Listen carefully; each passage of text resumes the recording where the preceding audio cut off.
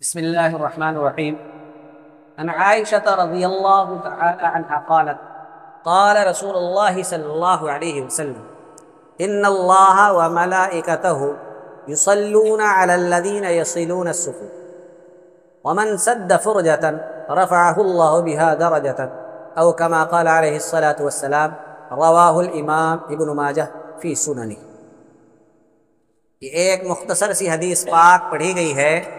اس حدیث کو امام ابن ماجہ رحمۃ اللہ علیہ نے اپنی حدیث کی کتاب سنن سے، ابن ماجہ شریف بھی کہتے ہیں، سنن ابن ماجہ بھی کہتے ہیں، اس کتاب میں امام ابن ماجہ رحمۃ اللہ علیہ نے اس حدیث کو نقل فرمایا ہے.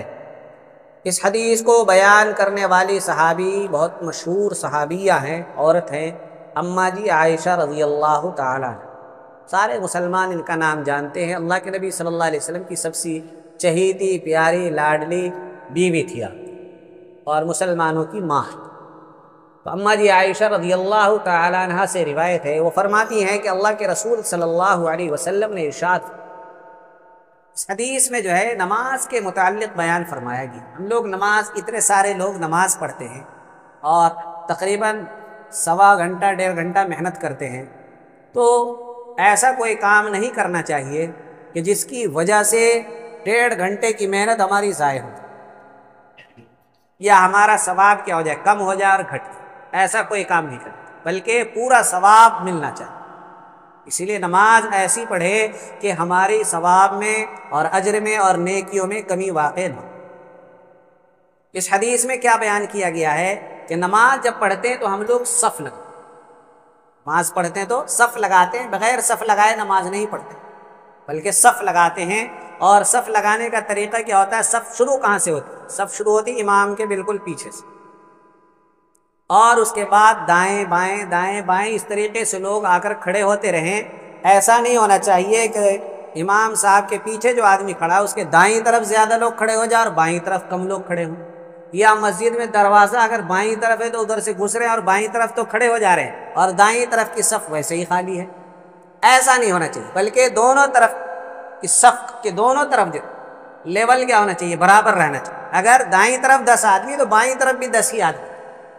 ایک آدھ آدمی اگر فرق ہے تو چل جائے گا، لیکن بہت زیادہ فرق دکھنا نہیں چاہیے. اسی طریقے سے پہلی صف جب تک مکمل نہ ہو دوسری صف میں نماز شروع نہیں کرنی چاہیے.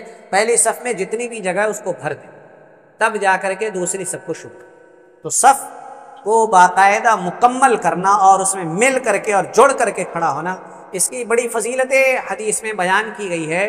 جو حدیث پاک میں نے پڑھی ہے اس میں صف کو جوڑ کر کے اور اچھی طرح مل کر کھڑے ہونے کے 3 فائدے بتائے. سب سے پہلا فائدہ تو یہ ہوتا ہے کہ ان اللہ وملائکتہ یصلون علی الذین یصلون الصفوف، کہ جو آدمی صف کو جوڑ کر کے اور ملا کر کے اور اچھی طرح مل کر کھڑا ہوتا ہے تو پھر اللہ تبارک و تعالی اس آدمی کے اوپر اور ان لوگوں کے اوپر جو صف کو جوڑ کر اور اچھی طرح ملا کر رکھتے ہیں، اللہ تبارک و تعالی ان لوگوں پر خصوصی رحمت نازل فرماتا ہے. سب سے پہلا فائدہ یہ ہوتا ہے، اگر صف کو ہم ملائیں گے تو ہمارا پہلا فائدہ یہ ہوگا کہ اللہ کی رحمت ہمارے اوپر اترے گی. دوسرا فائدہ کیا ہوتا ہے؟ جو لوگ صف ملا کر کھڑے ہوتے ہیں اور اچھی طرح مل کر کے کھڑے ہوتے ہیں تو دوسرا فائدہ یہ ہوتا ہے کہ آسمان پر جو فرشتے ہیں وہ فرشتے اس کے لیے دعائے مغفرت کرتے ہیں. ہم لوگ آپس میں ایک دوسرے سے ملتے ہیں تو کہتے ہیں نا کہ ہمارے لیے دعا کیجیے، تو یہاں ایک عام آدمی دعا نہیں کر رہا ہے بلکہ فرشتے. اور فرشتوں کے بارے میں آتا ہے کہ اگر ایک فرشتہ بھی اس زمین پر بسنے والے لوگوں کے لیے مغفرت اور بخشش کی دعا کر دے تو سب کی مغفرت ہو جائے گی. اور جو لوگ کیا کرتے ہیں، صف کو اچھی طریقے سے جوڑ کر اور ملا کر رکھتے ہیں، خالی جگہ نہیں چھوڑتے ہیں، تو ایک تو اللہ کی رحمت اس کے اوپر اترتی ہے، اور ایک فرشتہ نہیں بلکہ بہت سارے فرشتوں کی ایک پوری جماعت ان لوگوں کے لیے کیا کرتی ہے؟ دعائے مغفرت اور بخشش کی دعا. دوسرا فائدہ یہ ہوتا ہے. تیسرا فائدہ کیا ہوتا ہے؟ فرمایا اللہ کے نبی صلی اللہ علیہ وسلم نے کہ ومن سد فرجۃ، کہ جو آدمی صف میں جو خالی جگہ ہے اس کو جو آدمی بھر دے گا رفعہ اللہ بہا درجتاً، اللہ تبارک و تعالی اس صف کی خالی جگہ کو بھرنے کی وجہ سے جنت میں دوسرے لوگوں کے مقابلے میں اس کا ایک درجہ اونچا کر۔ یہ تین فائدے ہیں، تو جب بھی صف میں خالی جگہ نظر آئے تو کم از کم یہی تین فائدے دیکھ کر کے ہم اس صف کو کیا کر دیا کرے، پورا کر دیا کرے اور مکمل کر دیا کرے کہ اگر میں اس جگہ کو بھر دوں گا اور اس خالی جگہ پہ جا کر کھڑا ہو جاؤں گا تو ایک تو اللہ کی رحمت میرے اوپر اترے گی اور فرشتے میرے لیے مغفرت اور بخشش کی دعا کریں گے، اور جنت میں دوسرے عام لوگوں سے جو لوگ صف سیدھی نہیں کرتے ہیں ان کے مقابلے میں میرا ایک درجہ اونچا ہے۔ اللہ تبارک و تعالی ہم سب کو عمل کی توفیق عطا فرمائے۔